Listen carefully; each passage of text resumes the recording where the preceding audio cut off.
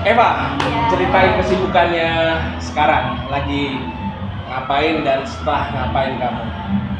Kesibukan Eva sekarang lagi promo single Eva yang kemarin baru aja keluar di tanggal 25 Juli di hari Jumat kemarin, judulnya Crush.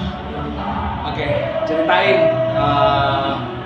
Dengar-dengar kan itu kamu yang nulis sendiri, ya kan?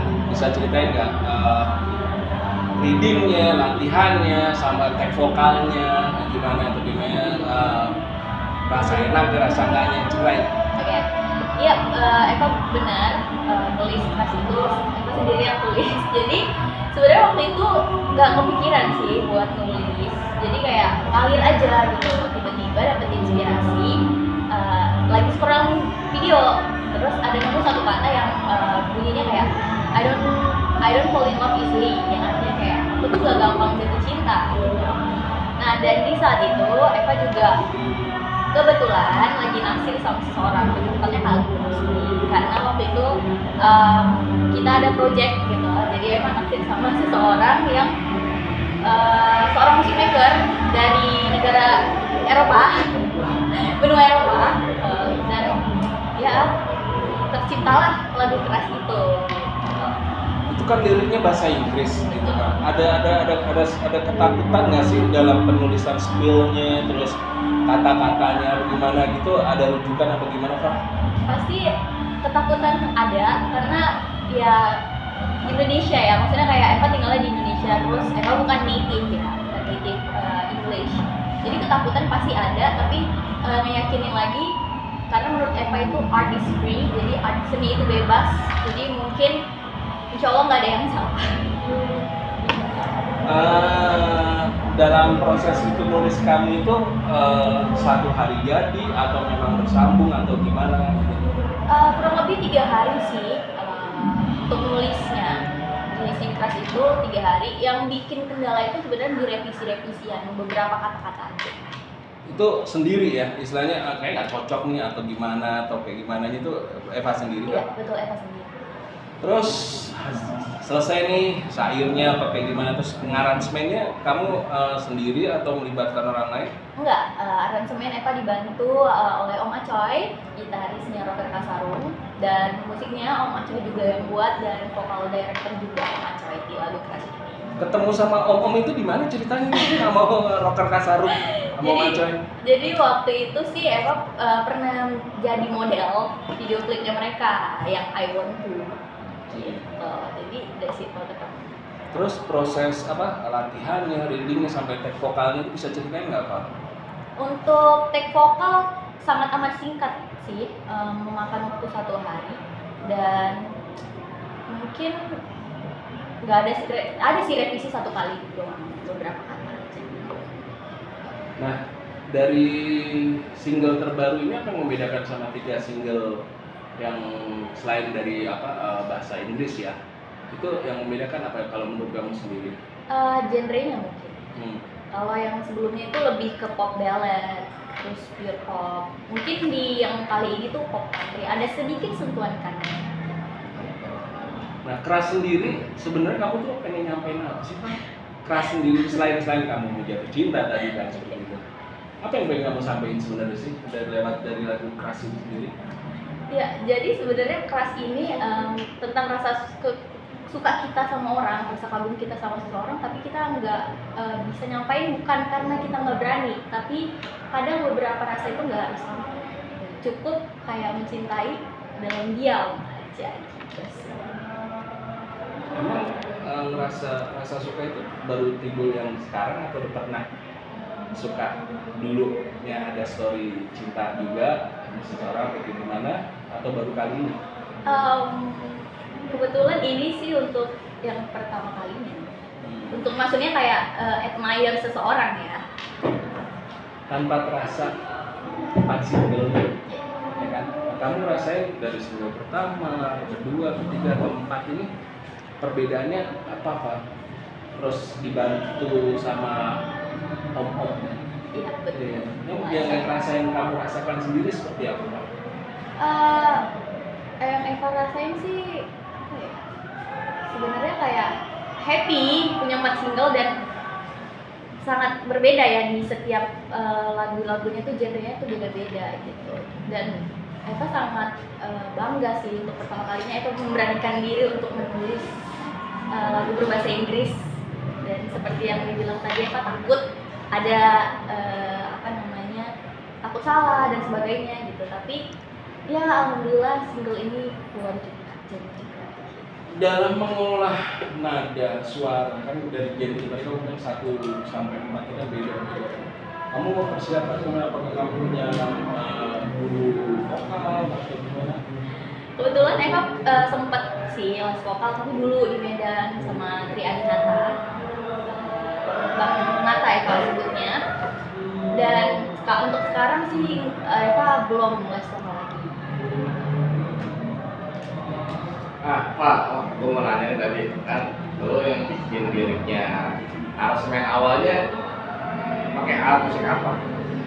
Untuk aransemen awalnya pakai gitar Gitar. Jadi akustik. Akustik awal gitu. Nah, pas ketika produksi drama ada teman-teman dari Kota Sarung, sejauh mana Eva intervensi tanda kutip untuk mengkurasi ini sesuai timbre itu seperti ini loh, pokoknya cover seperti ini. Kebetulan Om Acoy-nya sendiri yang membebaskan Eva untuk berkreasi segimana enaknya Eva membawakan lagu itu, karena kan Om Acoy bilang ini lagu Eva yang tulis, jadi mungkin Eva yang lebih mengerti isi dari lagu itu gitu. Kalau Om Acoy sih fun-fun aja, maksudnya kayak ya tergantung Evanya gitu. Dan Om Acoy juga ngasih beberapa part yang Eva suka banget, dan itu yang apa ya, kalau dibilang sekarang mungkin riff and run gitu. Nah, waktu bikin lagu ini lagi banyak tren musik siapa? Yang mempengaruhi banget influence-nya baik dari lokal maupun internasional. Waktu lagu ini sih aku lagi suka banget sama Niki. Lagu Niki yang judulnya Backbone dan Take Cincu. Ya dari mempengaruhi dari instrumennya berarti itu ya? Iya, bisa Gitu ya. Nah, kalau untuk kedepannya nanti apakah mau ada konsep yang lain, misalnya kolaborasi dengan beberapa musisi atau mau bikin EP atau mau promotor gitu, ada konsep depannya? Sebenarnya ada, dan Eva pengennya untuk next single Eva itu Eva ada lagu EDM, terus ada R&B, dan satu lagi ada folk. Dan untuk kalau misalnya album atau EP yang pastinya ada banget, tapi mungkin itu dulu.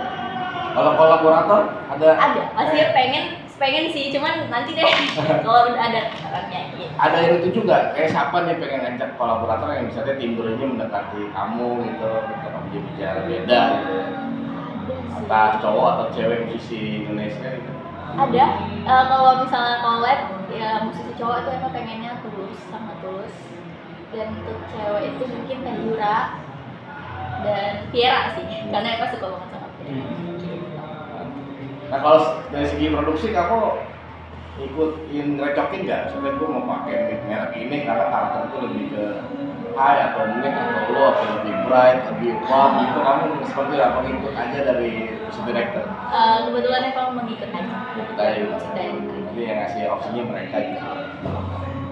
Pengen nggak dirilis secara fisik? Karena lagi baik lagi nih eranya saat ini, kan orang lagi demen asetin, vinyl. Kamu mau nggak seperti itu? Mau sih, kalau dikasih kesempatan Eva mau ada vinyl ya pasti ya. Vinyl pasti ya, pengen ya depan. Pengen. Ya mungkin jadi EP gitu Iya, ya, berapa lagu ya. Lagi nih, nanti terus. Gimana sih rahasia untuk menjaga timbre vokal kamu tuh tetap konsisten? Ada tips-tips khusus nggak? Misalnya cara pola makan atau ada sebelum nyanyi itu ada trik-trik khusus gitu, apa pemanasan dulu atau nggak boleh makan apa gitu ada?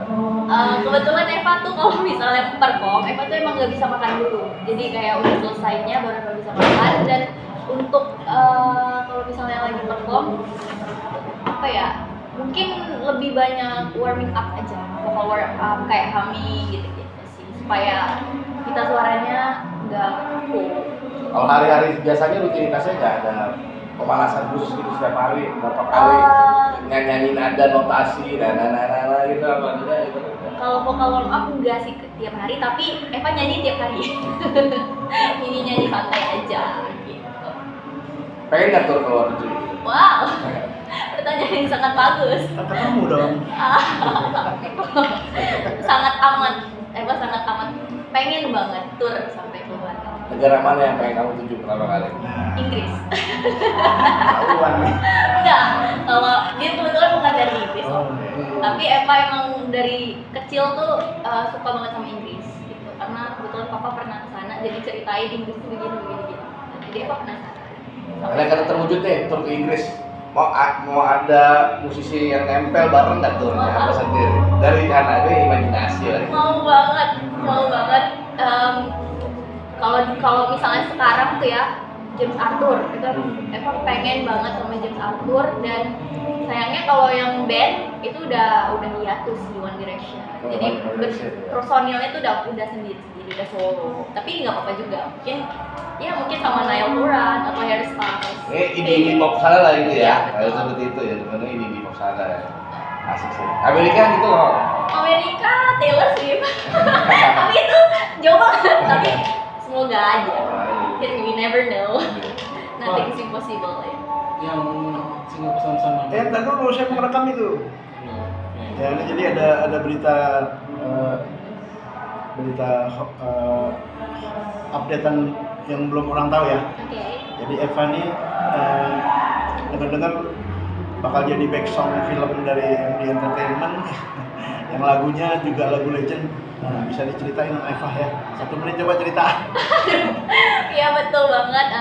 Alhamdulillah Eva dikasih kepercayaan buat nyanyiin back sound dari salah satu film MD yang bakal tayang nantinya.